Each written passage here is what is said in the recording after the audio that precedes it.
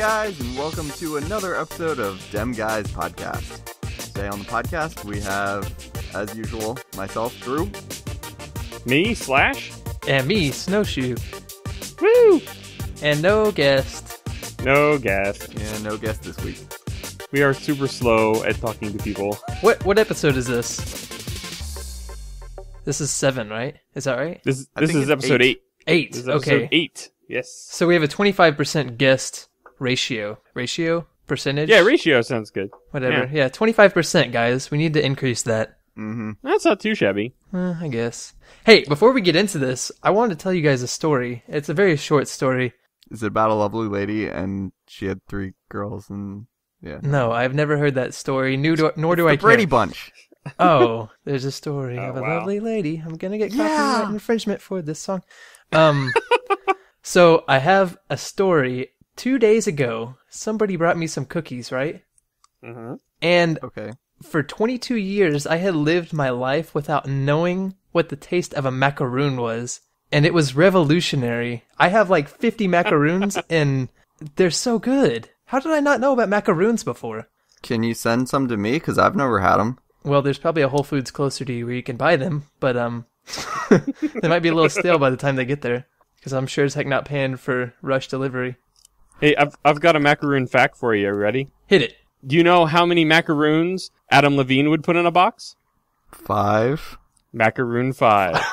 Yes. God, that was awful. Did you Google that, or is that just off the I just made that up right now. Oh, wow. It sounded like it, to be honest.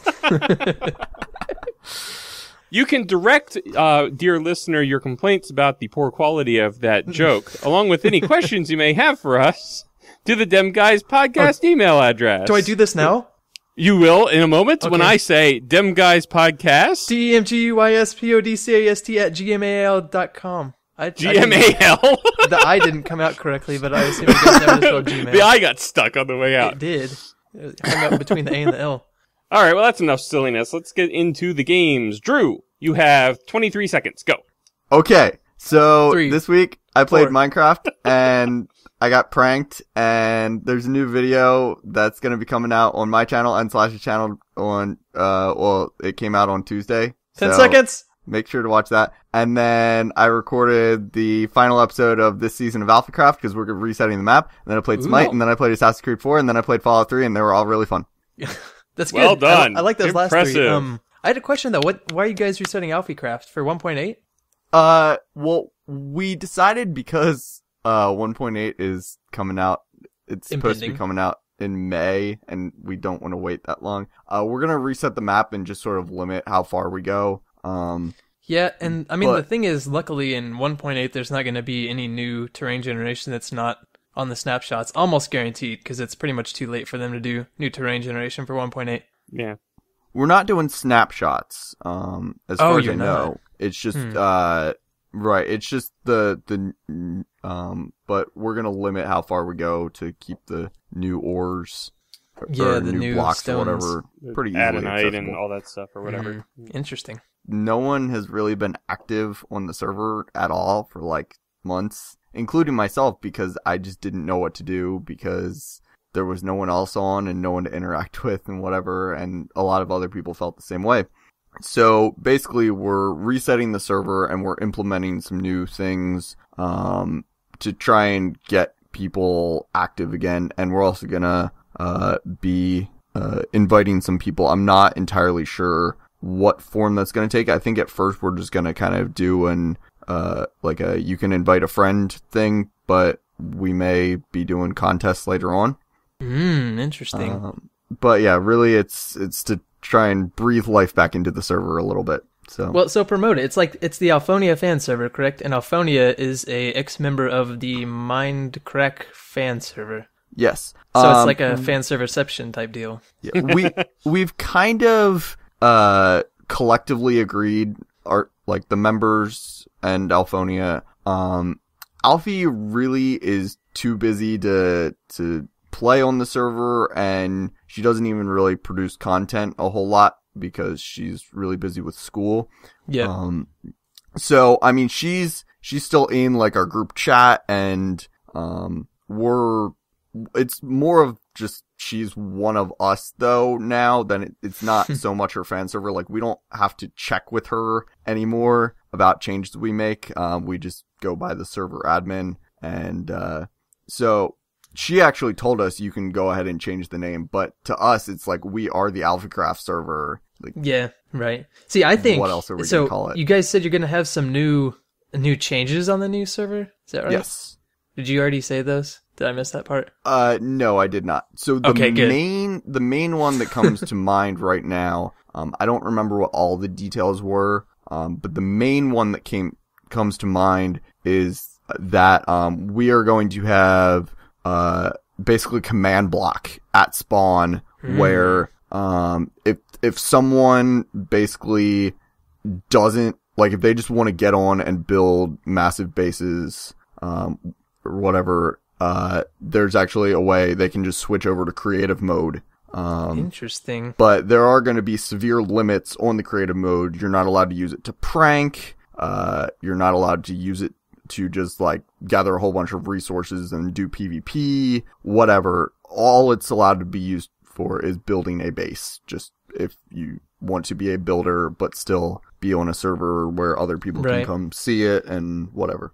And I think this kind of addresses, I mean, I don't know if it's the perfect solution, but it's at least a solution to kind of the problem that Minecraft is facing right now. Like, there's a general disinterest level in it. Minecraft has peaks and valleys, but it seems like the peaks aren't as high and the valleys are getting lower. Yeah, I mean, for me, I still love survival and I get bored too easily with creative. To me, there's no challenge. So I'm probably going to be one of the people that is not going to utilize creative at all. The only reason I can imagine myself doing that is for, like, filming an intro, for my videos. But yeah, so that's pretty much what's going on with AlphyCraft. So you were asking me about Smite. I am not qualified to talk about the Smite launch. You didn't watch any of it? I was working the entire time. And then when I got home from work, I was just too tired to do anything. So I don't know anything about what happened. See, I saw I was some gonna ask pictures you on Twitter of, like, fans with some of the high-res people, and that was it. I was going to ask you because I tried to watch, like, the tournament and everything because one of my friends is a really big Team Solomid fan from League of Legends, and I didn't realize they had a team going for Smite, and they actually won the whole thing. But I was trying to watch the matches, and I couldn't figure out where to watch them. It wasn't on GameVid Expo Twitch. Smite I don't know Game. if they were Smite Game? Was it really on Smite Game? Yeah. Crap. Oh well. Maybe I'll watch him later. But I was really interested for a little while, and I thought about messaging you, but you weren't online. Yeah. You're my Smite dude. And you didn't even watch it, man. I watched more Smite than you did this weekend. Yeah, well, I rarely actually watch streams of Smite gameplay. I enjoy playing the game, and then I also I really enjoy watching, they do a thing called the Community Art Show, where they talk about the art for the game, and they show fan art, and I saw you got a new really Poseidon t-shirt.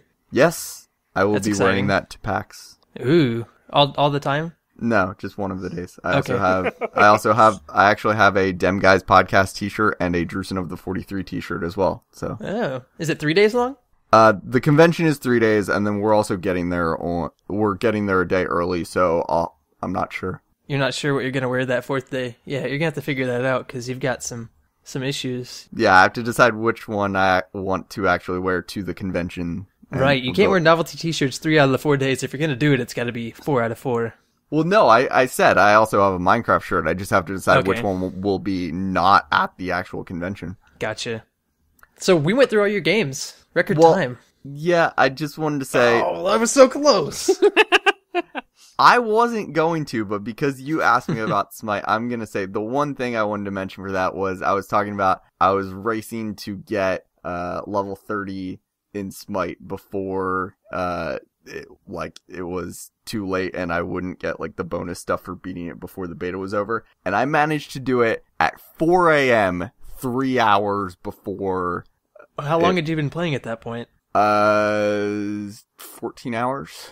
Jeez. 16 hours, something like that. Somebody died from that once, didn't they? That was like from the time I had started to the time I had ended. I took like some breaks to eat and stuff. Okay. Yeah. Did you at least like look away from the screen every 20 minutes? Nope. You did not, did you? Clearly not. I mean, Oh my gosh. a game can last longer than 20 minutes. Oh, whatever. Your eyes are gonna fall out of your head, and you're gonna say, "Oh, Snowshoe told me about the eye thing, and I didn't listen." Anyway. Okay, so that's all my game stuff. All right. All right, well, I guess I'll talk about my games now. I've also been playing Minecraft. I was on the VBFS. Now that we're on the 1.8 snapshots, I had this idea to have a King of the Ladder build that's inspired by Kurtz from the Missile Silo last season of Minecraft, in that you have to jump from ladder to ladder. But I wanted to incorporate the new slime blocks for it, so that when you fall off, instead of necessarily falling to your death, you bounce back up and you might be able to, get a bit of a head start getting back up the ladder. I'm gonna have to check out this video, but is it all slime blocks at the bottom? What I did was I portioned out an area that's 16 blocks in radius, and I'm working still on filling that up with slime blocks. If dear listener, if you are a member of the Vintage Beef fan server and you have slime that you're willing to donate to me for this community project, please I will happily take it. There's a chest right next to the build in the mini games area past the beef statue. Okay, your infomercial time is running out. That was it. Okay, great. You only have programming for 5 seconds. Yeah, it takes a lot of... It's funny because, you look at... Baker let me have an entire double chest of slime balls, right? Yeah, I know she has and the slime balls stacked to 64, but then when you combine them at 9 at a time to make blocks, all of a sudden the double chest isn't a whole lot. Yeah, you've only got 7 blocks per stack. So. Yeah, so it's not just going to be at the bottom, though. My idea is that I want to have the little... At the top of each of these little ladder segments, I want to have little platforms that are also not snow blocks, but slime blocks that are snowshoe, that are slime blocks, so that if you fall off one of the higher tier ones, you can try to aim for one of those platforms. But the higher up you go, the smaller those platforms get at the top of the ladders. So it's hard to explain. I get it. I think once you see the build, you'll understand what I'm going for. Yeah, it makes sense. See, I was wondering if you were gonna do like a couple of pieces of stone on the bottom, so that you have to at least pay attention where you're landing, or else you may hit like a stone and then die. Yeah, because slime blocks don't prevent mob spawns, there are redstone lamps mixed in among the slime blocks at the bottom platform. So there is that danger that you might hit and in my testing, it seems like if you hit a slime block in the wrong way, you can still take the fall damage and not bounce it back up. Yeah, it's kind of a little glitchy if you hit it on the edges, I think. Yeah. So there's that. I recently started playing Attack of the B-Team. Woo! Friend of mine set up a little server for just friends of the family kind of thing. So I've started getting into there, and I don't have any videos out yet. I'm hoping tomorrow there will be a video on my channel, the intro video for that series. Can you spoil it at all? Or do you have any plans? I do have plans. I definitely want to get into the GalactiCraft stuff, but I don't know. And they have, I guess, GalactiCraft Mars is part of the pack as well. Yep. So I probably want to try to eventually do that. But it's rough, man. Yeah. Let me tell you. I've seen your vids on it. Oh my gosh. I haven't even put out a video on it in a while. I got stuck on the moon again. Yeah. Yeah, that won't be on a video. I was just trying to get back. I was like on the moon, and I was doing fine, and then the worst thing about the what's it called? The Mooncraft, it's not GalactiCraft mod is that when you get in the spaceship, it puts you in F5 mode so you can see yourself, right? But when you get out of the spaceship, it doesn't take you out of F5 mode. So it's really disorienting when you get out of the spaceship that you're just you don't really understand what's going on until you're like, oh crap, I'm in F5 mode again. Well, it was nighttime on the moon, which you want to avoid. I promise. Don't. The moon at night is like the worst thing. So, there's tons of mobs, and night on the moon is 8 times longer than night on Earth. Right. And all these guys were trying to kill me, so I decided to try to launch my rocket to go back home inside of a little cave and have like a tiny little window to open it up. Well, a creeper fell through my window and tried to blow me up, but it blew up my spaceship and all of my oxygen devices, and I was in F5 mode, so I couldn't run to pick them up fast enough. But they all fell off my body. Oh gosh. Yeah, it's a little derpy, but it's really cool. I like it. Yeah, my main use of GalactiCraft, I'll end up at the moon at some point, but I think what I want to try to actually do is make my base a space station instead of having it down in the regular area. Yeah, that'll be really cool. The only thing, the other thing is that if you can go to Mars, that'll be really cool. I don't think anybody on our servers made it to Mars yet because you need a ton of meteoric iron, which is like fairly rare on the moon, but right, and that's the only place you can get it. So, yeah. So yeah, that's something because I kind of want to have this space station. I want to build it in a modular way so I can have like, okay, here's it like almost like I had to construct it by launching modules like they did with the ISS. Oh, that's cool. You know, so it's like when you create a space station, it creates like the core. Yep. And then I want to build off of that and have like, okay, here's the Thaumcraft, or not Thaumcraft because that's not in it, but here's like the Tinker's Construct module. And here's like, my thermal expansion module, and here's my, cool. and go off like that. So I don't have it all planned out, and I haven't figured out, because what I want to do in creative, on a super flat creative world, I want to work out the design of each of those rooms so that I know what their footprint is, and then then figure out how to attach them all so that I can navigate my way around the station. That'd be really cool. So that's my plan there. Just barely getting started with it. I'm far enough along where I'm able to start recording. But it's going to be a while before I'm able to realize these plans. I think you're really going to like that. That seems like a mod you would really like, Modpack. Yeah. It's pretty cool, and it's a bunch of folks I don't normally get to play Minecraft with, so should be good. And then I got back into Starbound recently. I hadn't played for quite a while. Man, is that game still going on? It's still going on, yeah. All of the hype completely died around that. It really did. I think development slowed down. They weren't releasing updates as fast as they had been. And even when they were releasing updates, I think a big factor was whenever it was wiping the characters. That killed a lot of interest. But I mean, they fixed that. They don't have to wipe characters anymore. Right. So if you were starting out fresh now, you probably wouldn't run into that. The problem was early adopters kind of got burnt on it. It was like, you know what? I'll wait till it's stable and then maybe I'll come back to it. It's almost too late. I had an episode go out on Friday. I think it was on Friday, where I tried to fight the Bone Dragon boss, which I think is the 3rd level boss of the game, and that did not go well. That kind of seems like how those bosses always go in Starbound. Like, you're either way overpowered for them, or you have to spend your entire time in a cave or something trying to shoot them once. Yeah, exactly. And it didn't help that I was going back into it from nothing. I was going back into it rusty, so it was, I wasn't playing the game as well as I should have anyway.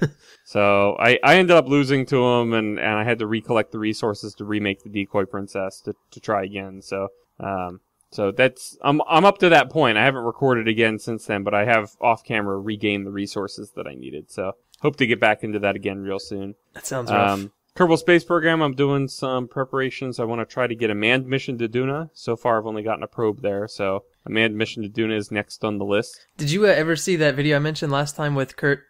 You took the pinpoint landing? Yeah. And from the live stream? No, it's in my list, but as I mentioned before, I'm pretty far behind. I think I've got like 60 videos to watch. It's like a 5-minute video. I'd recommend it. Yeah. I guess if you're going to watch it, I don't want to spoil it, but it was really cool. I saw the thumbnail from the video. How close I guess you probably was could tell landing, more from the thumbnail than I could.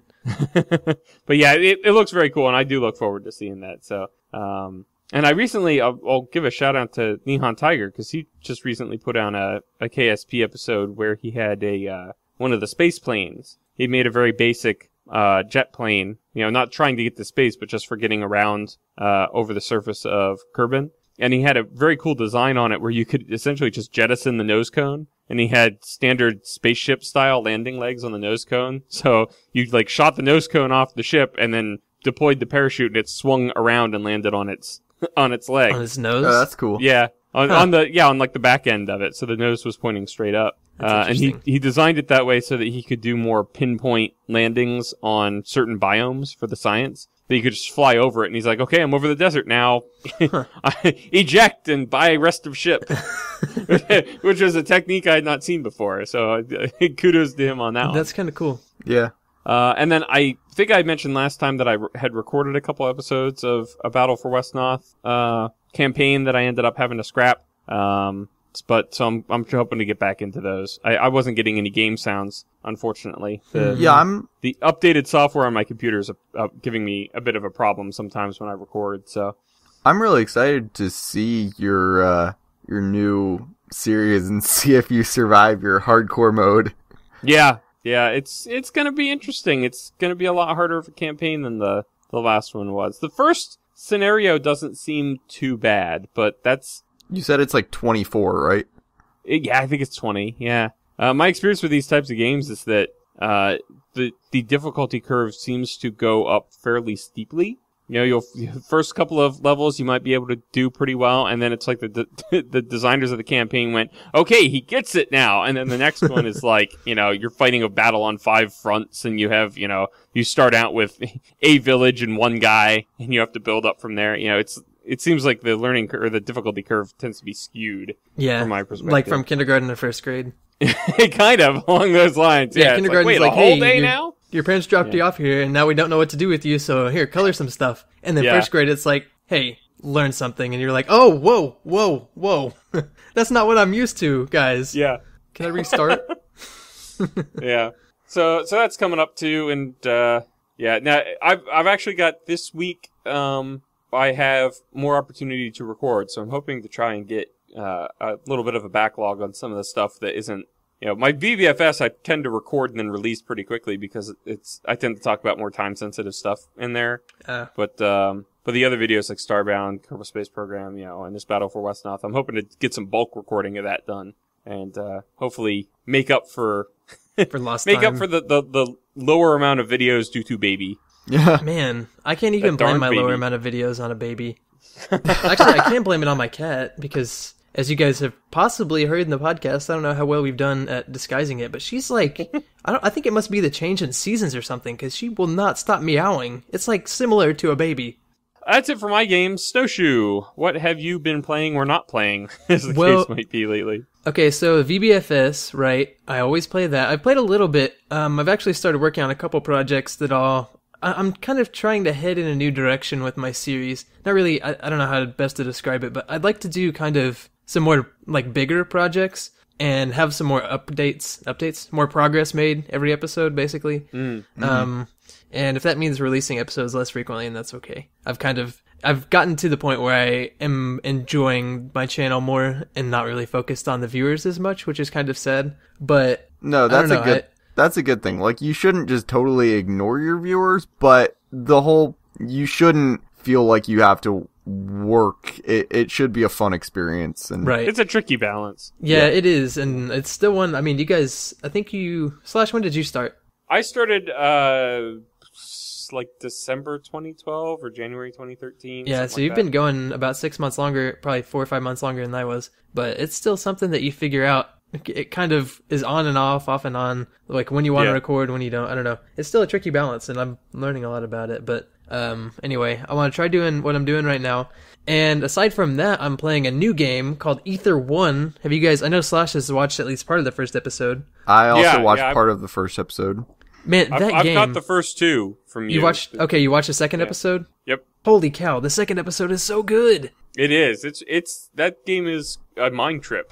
It is really good. And I played the third episode already. I think it'll be up yesterday for you guys.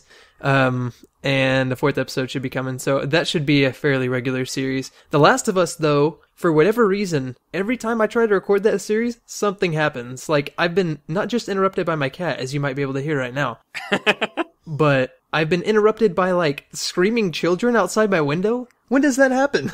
It's happened twice out of the 4 times I've tried to record The Last of Us. The other time I got a phone call that was for an hour. Anyway, I don't have any Last of Us videos up, but... That's rough. But back to Ether 1. So you guys kind of understand the premise of the game if you watched it, but for the viewers who probably have not seen my series, or for that matter, any other series, because it's really not being LP'd very much right now, which is pretty sad. It's kind of a deep puzzler game, has a lot of really challenging puzzles in it, and it kind of has a deeper meaning having to do with dementia. So it's almost like, I keep wanting to compare it to Inception, but it's... what was it? It's kind of like Memento, Inception, I don't know. Basically, you're going inside these people's memories and trying to reconstruct them by reliving them and realizing what's made these people's memories so vivid. and basically reconstructing them so that it can overtake their dementia. And you're finding out more and more about some secrets as you go on. And I don't know, I'm a huge puzzle person, as you guys know, and the puzzles in that game are really awesome. The way it came across to me was like, if you took the concept from Psychonauts, which is a very cartoony game addressed with like delving into people's minds. Right. If you took that concept and you were like, what if you actually did this in real life, and put the serious spin on it, like this is how it would go if you actually could do this with real people, with real scenarios, real emotions. Yeah. And it gets deep as a result. So man, that second episode, I wasn't ready for it. Like the first episode was kind of like Portal-y in the fact that, hey, you've got this talking voice, this person that you don't know that's talking to you, telling you to do a bunch of random stuff, and oh wow, we did some weird things. Okay, that's the end of the first episode. Second episode was like, okay, let's do some more. Oh my god! And I was not ready for it. I played it at 11:30 at night, is when I recorded it, and I was home alone, and the lights were off and everything. I got like more scared than I've gotten in a while from a video game. I wasn't expecting the reaction. It intensified fast at the end of that second episode. It escalated quickly. But and one other thing is that it's actually out for the Oculus Rift, which kind of goes into a story that we'll talk about a little bit later. But that would be very interesting to me to see how well that went hand in hand. Yeah, I bet that game would work well with the Oculus Rift. Yeah, I think so. Yeah. The graphics are really, really cool. It almost feels like you're playing it on the Oculus Rift with the way it's, I guess, just the way the camera is. It's kind of different from a lot of games. Yeah. Just the way it draws you in and stuff.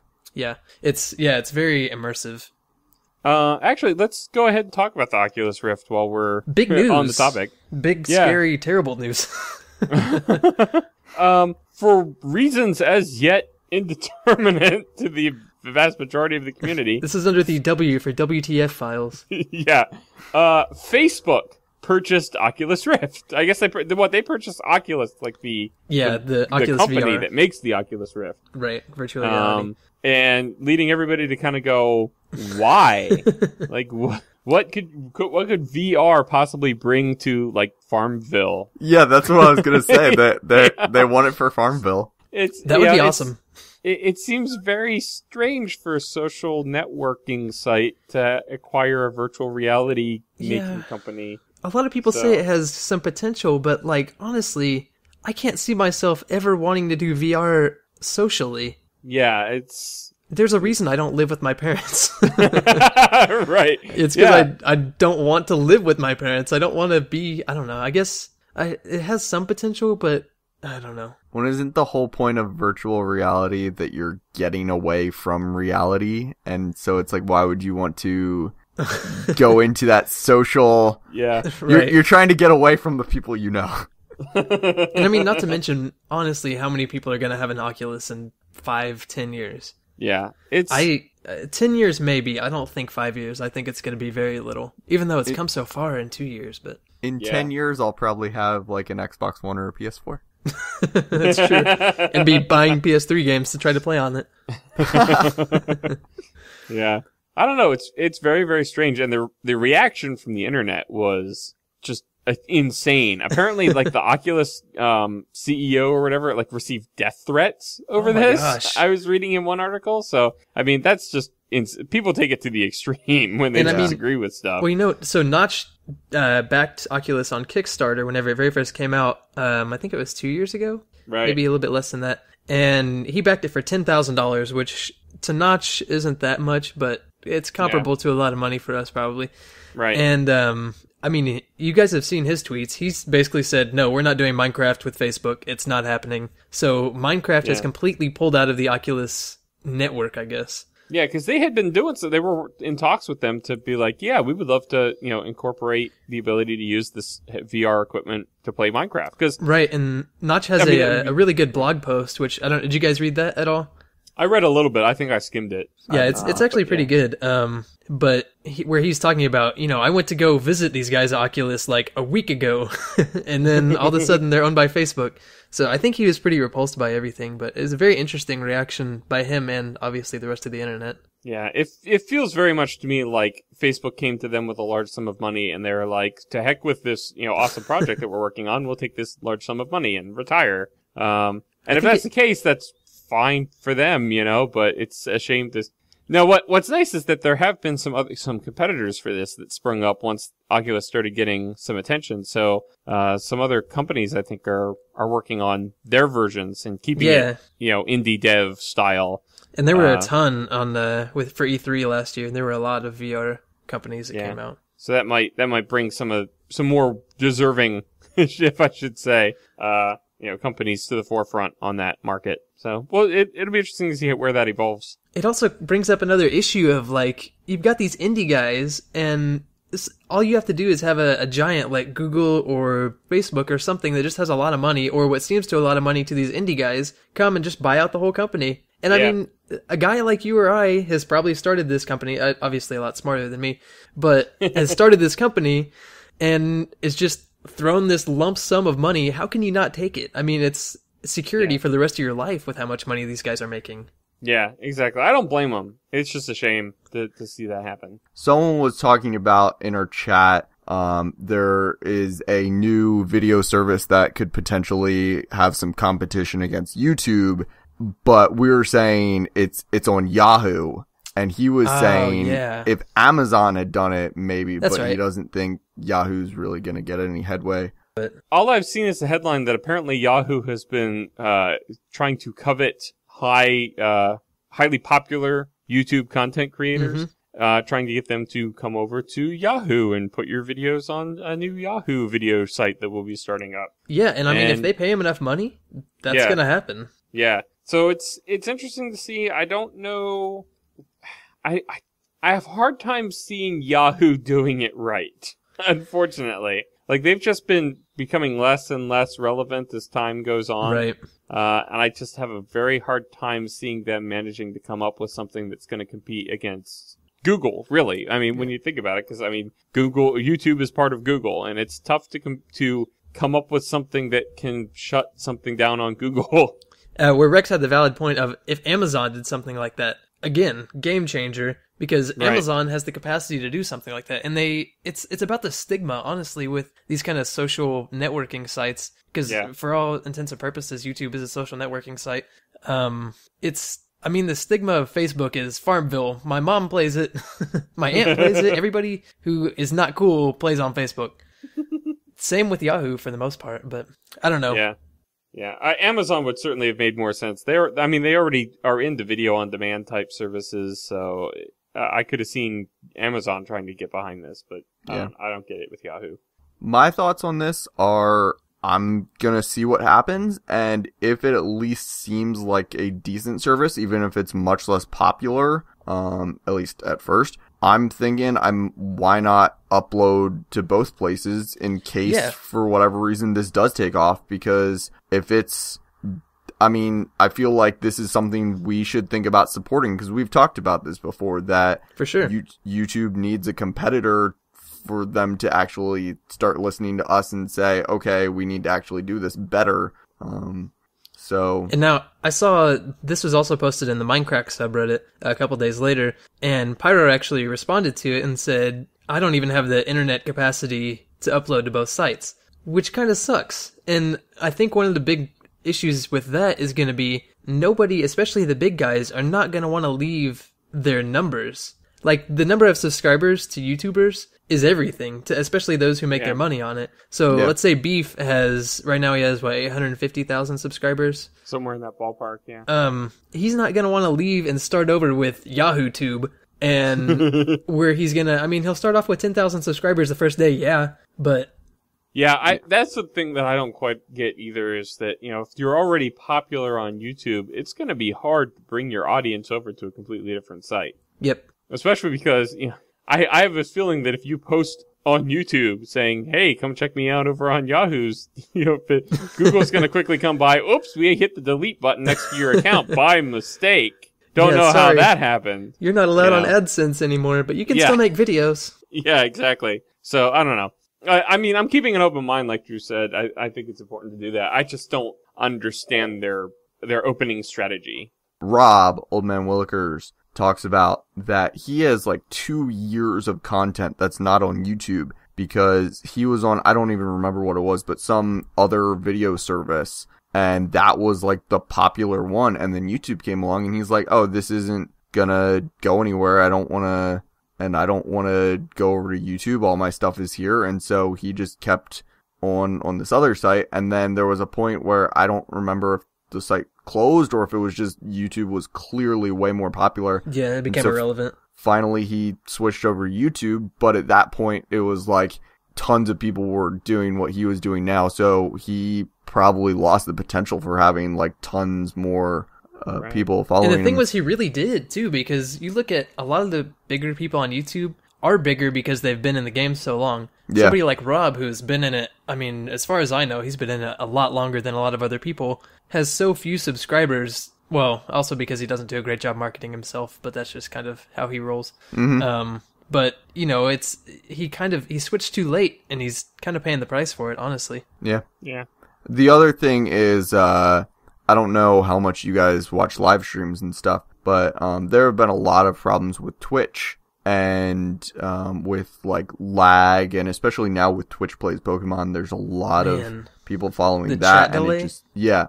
And it's so insane. I know quite a few streamers. There are some who are like staying loyal to Twitch, and I'm pretty sure a lot of them are Twitch partners. But I know quite a few of the smaller guys who are switching over to HitBox TV, which is, I guess they're sort of in beta, but it's another streaming service. And I've watched a couple of streams over there, and there's some stuff that they still need to work on, but it has potential, and it could, if these people switched over now and are starting on there, there's a chance that at some point Hitbox will just be better than Twitch if Twitch doesn't fix stuff. And supposedly Hitbox is just a rebranding of a failed streaming service. I think I heard that on the Minecraft podcast. I did hear that as well, and so I don't know entirely what's going on with that, but that's just, either way, it's still some competition for Twitch. Yeah, it's working. Yeah. Interesting. That's the first I'd heard about that. All right. Well, let's move on to our next news item. Drew, you wanted to talk about PAX again. Yeah. I just wanted to mention this is the last podcast before PAX. Ooh, it's true. It's like a week and a half away. Yeah. Yeah. Yep. And it's crazy, and Slash and I, and also Eric. Not snow. Not snow. Wah, wah, wah. Well, but yeah, so our group needs to get together and talk about some details that we have not figured out yet, and it's getting really close, so we need to you need to learn, I looked this up, you need to learn to be a traveler, not a tourist. Travelers do things spontaneously. That's my self-help section of the podcast. I just figured, since we're all coming from a couple of hours away from each other, it might help if we were all at the same location ready to leave at the same time. Dude, you should have seen what happened at Minecon. Yeah. People had no idea what was going on, and it was great.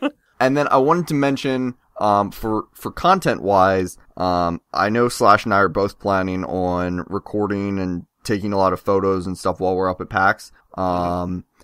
As for the podcast, I think the plan is to record 2 weeks from now, which would be for us, it'd be the day after PAX. And so we'll have a lot of fresh stories. Transition. You guys know that song? Transition. Yes, perfect. Transition. Transition. Transition. Dun, dun, dun, dun, dun, dun, dun, dun, dun. We're using that too, by the way. Yeah, so in other convention news, Minecon has been officially announced that it's going to be in Europe next year. Don't know where, but unfortunately for me, I was hoping to go this year, but that probably means I won't be going. Dang it. It'll be off the radar for me as well if it's all the way in Europe. It's difficult to. I mean, I couldn't travel down to Florida for the last Minecon. I'm not gonna cross the pond for one if I couldn't. You could swim the Atlantic Ocean. Yeah, there you go. I'll start now. Right, you might as well. So we did it at the same time. But yeah, we don't really have any other details, which from what I understand of Minecon is not surprising. It's like they'll tell it's us so funny to compare it, with like PAX East. You buy your passes practically while they're still having PAX Prime, or close to it. Yeah, like 2 weeks after. It's crazy early. And then you have all the details. That it's okay. It's in this convention center, and where hotels in that area, et cetera, and you know that, like when the passes come out, you're booking your hotels if you can, if you haven't already pre-booked in anticipation of it, somewhere. And the only thing that you don't really know is the panel schedule. But you know where you're going, you know how long you're going to be there, you know where you're staying, all of that stuff you have in advance for months and months and months. And Minecon, it seems to be like, okay, well, I guess I'm getting my plane ticket for leaving in the morning. I literally booked a week and a half in advance for Minecon. Yeah. So it's, I don't know. This is what, the fourth one? Is this the fourth Minecon? Yes. I think it's technically the fourth, but the first was, let's see, it was Orlando, Paris, Las Vegas, and the first one was, I think, technically online. Oh, okay. I think, if I read that right. I that read wouldn't about count it a while in terms of that wouldn't count in terms of organization of it. Yeah. It just seems to me that by the fourth one, you should have a better organization than Mojang seems to have for. No comment. Yeah. Yeah. Let's just say it was unintentionally leaked instead of officially announced. Aha. And they didn't know the difference. Hashtag no comment. Oh, Minecon. Yeah. All right, so something else I wanted to talk about. Elder Scrolls Online comes out this week. And for the people who pre-ordered, they may potentially be playing already, because people who pre-ordered got, so this is kind of funny. And this is just like the way MMOs work. The people who pre-ordered the digital version get 5 days early access, so they've been playing since Sunday, potentially. So they're like level 50 by now. Yeah, especially if you get there early, you're gonna level it. So, and Munchmo is one of those people, and he's already started his LP on it, which I'm hoping to do an LP for Elder Scrolls Online if my computer can handle it. Cool. But so I potentially would have access yesterday, which is Tuesday, because I ordered the physical edition, or the physical copy, which is you get 3 days early access. Who orders physical copies anymore? True. Well, I did this because I ordered it through Target, and so I get a discount. Ah. But what's funny is with shipping, my physical copy doesn't get here till the 11th. Oh no! But Nicely done. the way MMOs work, because I get my 3-day early access, I'm downloading the digital version to play it early. And the way MMOs work, seriously, because this happened with Guild Wars 2, I bought the disc, and I put it in, and then I downloaded a 20 gig game. The disc is literally just confirmation that you bought it. So, on a completely non sequitur kind of thing, I just want to say, darned Connecticut. Yeah, darn Connecticut. So, Snow Madness officially I guess it's officially kicked off since the last podcast. It was the day after, I guess. And we are down to 4 teams total in the tournament, but 2 contestants, which is crazy. That was amazing. How did that happen? Like, at least they're not fighting each other or like themselves for. Well, that's the thing. Because then they might be for the last one though, depending on how the final 4 goes. Yeah, that's true. I would much rather them fight themselves in the semifinals than the championship game. But so if either of the higher seeds, there's a higher seed playing a lower seed in both of the games next weekend. If it gets flipped and one higher seed wins and one lower seed wins, then the same team will be playing itself. Yeah. So I need either both higher seeds to win or both lower seeds to win, or else it's going to be a complete fail, basically. Anyway, but the contest was really cool. I think a lot of people got into it, and Slash was recently eliminated, actually yesterday, wasn't it, for us? Yeah, it was yesterday. Sunday. It was on Sunday. I thought you had a good shot. It was, yeah, they were doing pretty good. I had, I guess, 4 teams to start out with, and by the Elite 8, I only had Michigan State left. Which makes sense, statistically. But it was funny because I actually had gone in earlier that day. I went into, I have the Google Now thing on because I have an Android phone. Oh, right, yeah. So I had gone in, and I was like, oh, I can put in sports teams here. I already had the New York Giants in there for football. I was like, I wonder if they'll have Michigan State in here. So I put in Michigan State, and it was like, yeah, we've got NCAA basketball. So I hit that, and immediately came up. I didn't realize the game had already started. Yeah. It's like 22-21 Connecticut at that point, I think. It was a good game, man. All of these games have been really good. This is a really good tournament to do this contest for because they've all been really, really close, I feel like. Yeah. But anyway, it's come down to O'Brien's 1840 and 15 CT Chris. They are in the finals, possibly facing themselves. Yeah. I'm actually kind of rooting for that outcome. That they're playing themselves just because I think it's hilarious. The probability. See, so what I did was I like separated it. You guys know, but I separated it by the best teams. Everybody gets one of the best teams. Everybody gets one of the second flight, and everybody. So the chances of a second flight team actually making the final game is really low.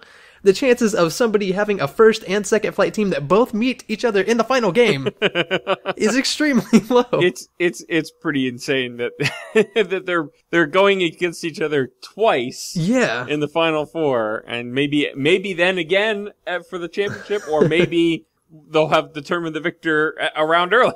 God, it's crazy. It's you couldn't have hoped for a better first Snow Madness, though. It's definitely interesting madness for sure. For me, the best part of the whole competition was when my worst team beat Daughter's best team. Did you have Dayton? Or no, who was it? I had Harvard. Harvard, yeah. And oh, yeah, That was a good yeah. game. They beat, who'd they beat? Do you remember? no, I can't remember off the top of my head. Anyway, I can't remember either. that was a But good game. it was Harvard a is 12 always a seed good that beat team. a 5 seed, and it was like a huge upset. And for me, I'm just like, yeah, that's my team. Yeah, it's been a lot of fun. I definitely encourage this to be a yearly thing on your channel, Snow. Oh yeah, for sure. And I already mentioned it, but I'm gonna do one for the World Cup too. If the prize that's good. allocation goes correctly, if all that goes swimmingly, then we'll do one for the World Cup. Sweet. I will definitely enter the World Cup one because I will watch soccer anyway. Yep. No, the World so Cup I'll be is even more probably, into that than I was. I like the World Cup more than I like March Madness, but that's probably only because it comes once every 4 years. But Yeah, it's gonna be awesome. very cool. So guys, for us, today is Monday, March 31st. That's Tomorrow right. Yep. is Tuesday, April 1st. Do you guys know what that means? Yeah. Yeah. It's the first day of April. April Fool's Day, guys. Do you have any awesome April Fool's pranks planned? We Neither. do, and you will have seen it hopefully by now. Oh, this is terrifying news. Wibbly wobbly timey-wimey. Yeah, this is I bad. was going to say you shouldn't actually say, but I realized that the podcast isn't coming out till after anyway, so it doesn't matter. No, I'm stuck in limbo, guys. Help It's so me. confusing. But yeah, Drew and I participated in the April Fool's fun, and if you look at our latest VBFSs, you will. Will somebody please make stats on how many times everybody on the server has been pranked? Because I swear I have been pranked more than anybody ever. You know what? Since the map reset, I would say that you have been the victim of the most pranks that I am aware of. I even pranked myself with that prank I tried to prank. That was the worst prank ever. Anyway, okay. The emphasis of this section is some speculation on what April Fool's is going to bring. Now, you guys know that Mojang has April Fool's, I guess, is it annual? I don't know if it's happened more than once. But last year, they released Minecraft 2.0, which was a ridiculous parody of what Minecraft could possibly and never will be. Right. Which included pink kissy withers and... That's right. I forgot about that. My favorite was the sheep that you fed them golden apples and they floated and then exploded. Yeah. Yeah, the Minecraft 2.0 thing, because they did that in collusion with Minecraft. Yeah. And it's actually kind of, and they did a great job, doing it as an LP and making it a whole thing on all of their channels. But what I find particularly amusing about that is how much stuff ended up being predicted in. I have to go back and watch it. Because you have in Minecraft 2.0, one of the things they're like, look, stained glass. Everybody wants stained glass, and now it's in, And then they ended up adding stained glass. Slabs. Yep. They added coal blocks where you could put the coal into blocks. Oh, That really? was a Minecraft 2.0 thing that eventually made it into the game. Interesting. I still want ethos slabs though. The half slab TNT. Oh, is that what it was? That I thought was just a hilarious concept. But like a few things made it in, and then the other thing that was amusing about that was at the time, over a year ago, Seth Bling was not a member of Minecraft. but he was taking over the Minecraft server in their remember April now. Fool's Day joke. Oh yeah. Nostalgia. He was taking over from Good, and he was like, everybody gets to be in creative mode now Yeah. on the server. And since then, Seth Bling has become a Minecracker. So it's pretty hilarious to look back a year ago and be like, this was actually more prophetic than it was funny. Yeah. Interesting. As it turned out. But yeah, I enjoy the stuff that some of these companies come out with. Like, they're all pretty obvious, and some people kind of get over the whole April Fool's thing as a result. But Google has come out with some hilarious ones in the past. They actually had one today, too. They did, and it's a real thing that you can actually do. Yeah. If you have Google Maps, I don't know if it just works on, well, I guess it does only work on Android because Apple products don't have Google Maps these days, do they? You can download it, but I don't think the update was for Apple, surprisingly, because Google would never put anything cool on Apple if they can keep from it. I don't know about it, so why don't you tell me? I will tell you right now. If you go in the current update for Google Maps on an Android smartphone or tablet, you can go to the search function, and right underneath it, there's a button labeled Start with a little icon of a Pokeball next to it. And when you tap that button, it zooms over somewhere in California to a little icon of like a Pokemon Center, and around it are little 8-bit sprites of Pokemon, and you can tap them and capture them. And you gotta catch them all. And it fills out a Pokedex of 150 different Pokemon that you can find apparently throughout the Google Maps application. I want to play this now. Yeah. Yeah, you got all night, man. Yeah, I wasted a decent amount of time at work today. I tried it, but then I had 33 updates on my phone, and I thought better not. Yeah. So I thought that was pretty interesting. The way they marketed it with their YouTube video, it made it seem like you had to actually, it was like a VR thing that you had to go to those particular locations and do like a Pokemon Snap style. Right. That would be really cool, but but it turns out that that's apparently not necessary. I don't know, being that I don't live in California, I don't know if you go to those locations physically with GPS on, if Google Maps will do something additional than just the find the icon and tap it and you win. it could be like a geocache. Exactly, that sort of concept. So I don't know if they're doing that for people or not, but if you're like the majority of the world and you don't live near Google headquarters, or near Tokyo Tower, where Pikachu is currently residing. You could just sort of scroll through the map and tap on the icons and see if you can find them all. Gotta catch them all. My favorite from Google, though, in past years on the April Fool's thing was they had a guide on how to do, it was like gesture-based control of Gmail. Oh, that one was hilarious. They had a whole list of like different, like, it looked almost like you were being a guy with doing semaphore for aircraft. It's like if you want to reply all, first you do a pirouette and then you hop on your right foot twice.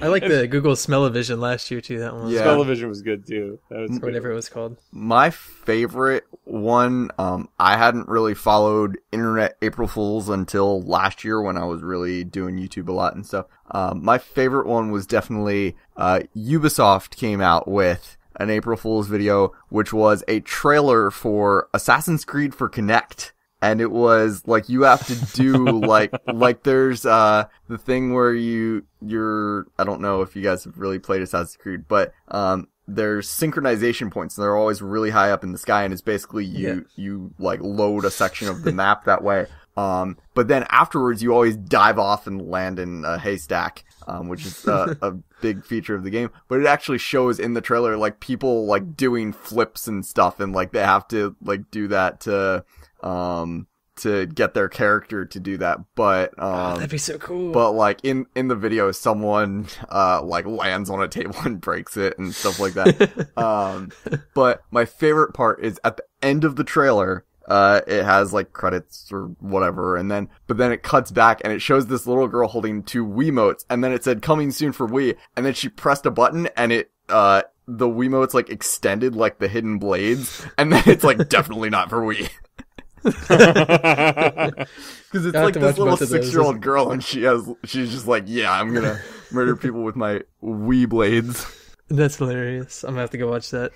And for those who are interested, if you've missed out on April Fool's Day jokes on the internet in the past, there's actually April Fool's Day on the web.com. Oh, what? Is a website that tracks all of the April Fool's Day jokes various websites have done over the years since 2004. Wow. And they're just starting to compile the 2014 stuff right now because some time zones we record are already in April Fools. And I had forgotten about this one entirely. YouTube last year announced that they were shutting the site down because the whole thing was just an idea to collect the best video ever. Yeah. Oh, It was like it was that. a 10-year-long contest or something. Yeah. And people I remember people actually buying that. They're like, quick, repost this thing on your channel so that YouTube doesn't shut down. Man, I wish YouTube would shut down for a day. Oh, man. Yeah, That'd it solve was. some of our problems. And Imgur, or however you want to pronounce it. Imager. Imager. Imgur. It's immature. Like the GIFs of cats sharing websites. Gifts.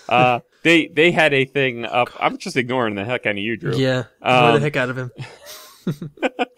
Last year they had introduced a new feature for April Fool's Day where you could upload your pictures via snail mail. Oh, God.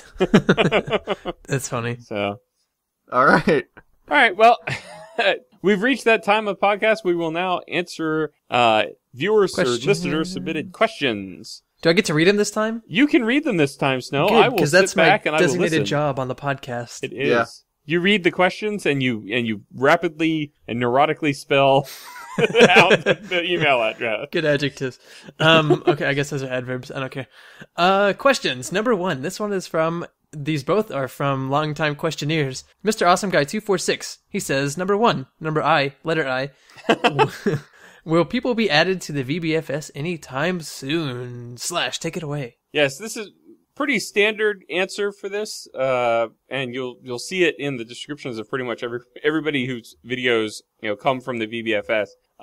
Basically, it's a private whitelisted server. If opportunities come up for people to join the VBFS, then once we're made aware, we will make you aware through our VBFS episodes. And they'll also be announced on the Vintage Beef Fan Server Twitter and Reddit. Right. And we'll announce the heck out of it. Right. And you can find, both of those from our website, vbfanserver.com. It has a link to the Twitter account, which is also VBFanserver, and the subreddit, which is /r/VBFanserver. So it's not too hard to find us on the internet, and I promise you, if an opportunity to join arises, those places will light up with news. Duly noted. Question number 2. Question letter I. Will there be more guests on the podcast? Yes. Never. And we are actively trying to get entertaining and listenable guests that you guys would really enjoy, and I think we'll be able to land some awesome guests. So stay tuned. I think it's in the works. For some, I understand why, and I'm not going to mention any names, but we do have some guests in mind that we'd like to get on. But for others, I feel like we shouldn't have to ask, because anyone who listens to the podcast, if they're a friend of ours from the server, they should know that they are welcome. Just message us, say, hey, can I join you guys on the podcast? And so, like we've had nihontiger and daughter. There are tons of other people who are friends and we actually had to go and ask them I guess, I don't know if we asked daughter, but. Yeah, I think we asked. Okay. But, and so. Nobody wants to be on our podcast, they're guys. welcome to We come have an back, issue. and any of our friends are welcome anytime to just be like, hey, when are you guys recording? I'd like to be on the podcast. And the answer is Monday at 8 Eastern. Yeah, that's pretty much when we record. Every other Monday. Yeah, Bi-weekly. on a fairly regular basis. Yeah. Part of the problem is that, we tend not to think about getting a guest until, the Saturday day night, before maybe. we record. Yeah, and so that's on us. But yes, the short answer is yes, we'll definitely get more guests on the podcast in the future. Hopefully we'll be a little bit better at getting folks on, in the future.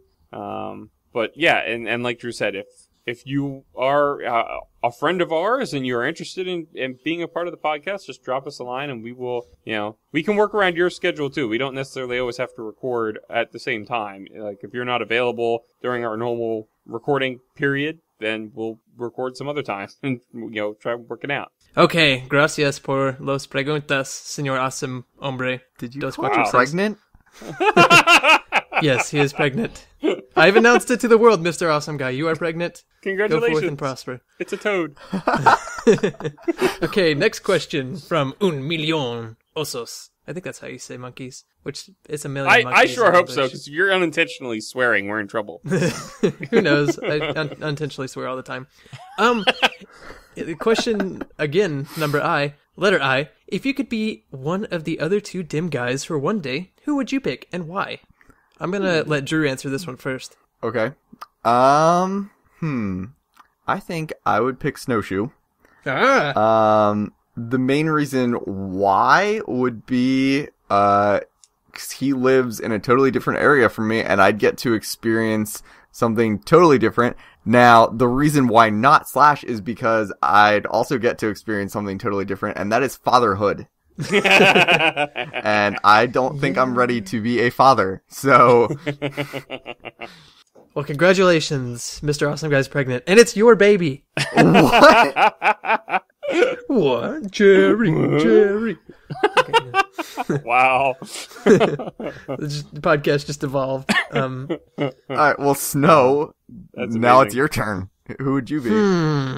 Who would I be? I quite like children.